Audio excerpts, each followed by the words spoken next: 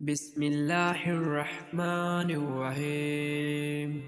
اللهم صل على سيدنا ومولانا محمد صاحب التاج والمعراج والبراق والعلم، دافع البلاء والوباء والقحط والمرض والعلم.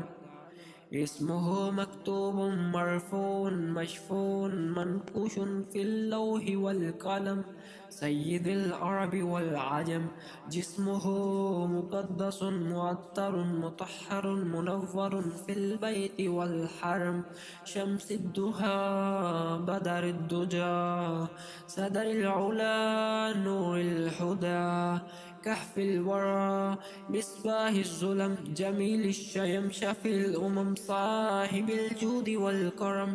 والله آسمه وجبريل خادمه، والبراق مركبه والمعراج سفره، وسدرة المنتهى مقامه، وقاب قوسين مطلوبه والمطلوب، مقصوده والمقصود، موجوده سيد المرسلين، خاتم النبيين، شفي المذنبين، أنيس الغريبين، رحمة للعالمين، راحة العاشقين، مراد المشتاقين، شمس العارفين، سراج السالكين، مصباح المقربين، محب الفقراء والغرباء والمساكين، سيد الثقلين، نبي الحرمين، إمام القبلتين، وسيلتنا في الدارين، صاحب كعب قوسين، محبوب رب المشرقين ورب المغربين، جد الحسن والحسين،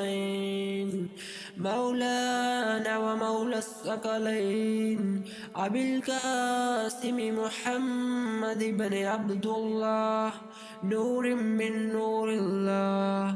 يا أيها المشتاقون بنور جماله، صلوا عليه وآله وأصحابه وسلموا تسليما.